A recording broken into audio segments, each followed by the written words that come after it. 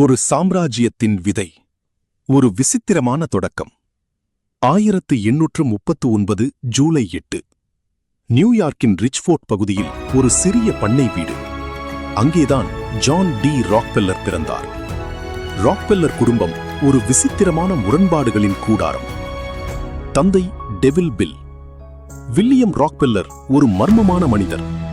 தன்னை ஒரு மருத்துவர் என்று கூறிக்கொண்டு புற்றுநோயை குணப்படுத்தும் அருமருந்து என்று ஒரு பாட்டில் தண்ணீரை மக்களிடம் விற்று ஏமாற்றுவார். ஊர் ஊராகச் சென்று பித்தலாட்டம் செய்வதில் அவர் கில்லாடி. தந்தை கொடுத்த பயிற்சி. வில்லியம் தனது பிள்ளைகளிடமே பிசினஸ் செய்வார். அவர்களிடம் கடன் வாங்கிவிட்டு அதை திருப்பித் தராமல் ஏமாற்றுவார். ஜான் கேட்டால், யாரையும் நம்பாதே, உன் தந்தையையே நீ நம்பக்கூடாது என்று உனக்கு கற்றுக் கொடுக்கிறேன் என்பார். இதுதான் ஜானுக்கு கிடைத்த முதல் பிசினஸ் பாடம். தாய் எலிசா.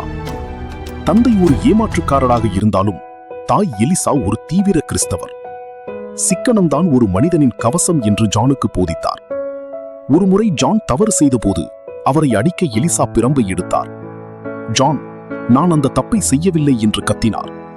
அதற்கு எலிசா, பரவாயில்லை, அடுத்த முறை நீ செய்யப்போகும் தவறுக்கு இது முன்கூட்டியே இருக்கட்டும் என்று அடித்தாராம்.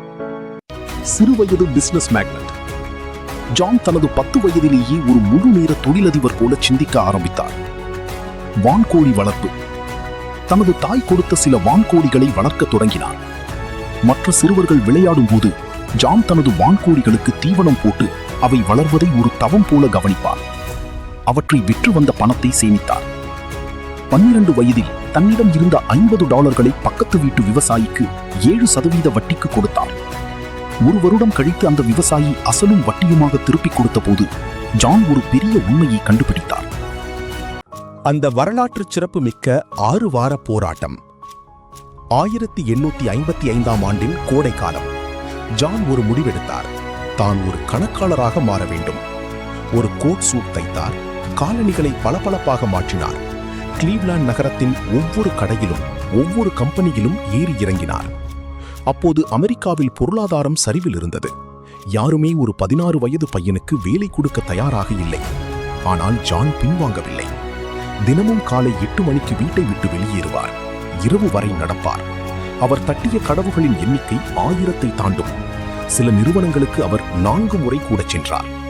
இல்லை என்ற வார்த்தை அவரை இன்னும் உறுதியாக்கியது. செப்டம்பர் 26, ஒரு புதிய சகாப்தம்.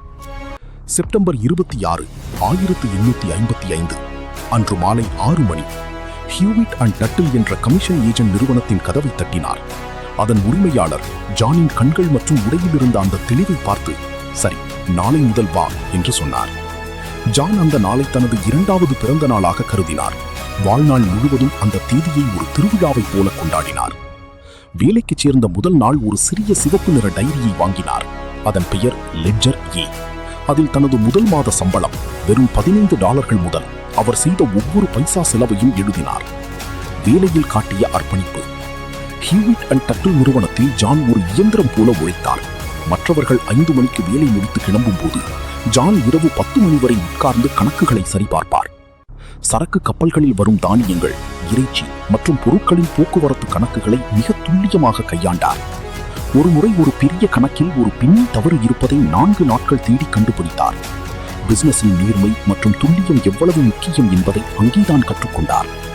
ஒரு 16 வயது பையனை கையில் பணம் இல்லாமல், தந்தையின் நிழல் இல்லாமல் தன் விடாமுயற்சியால் ஒரு வேலையில் சேர்கிறான்.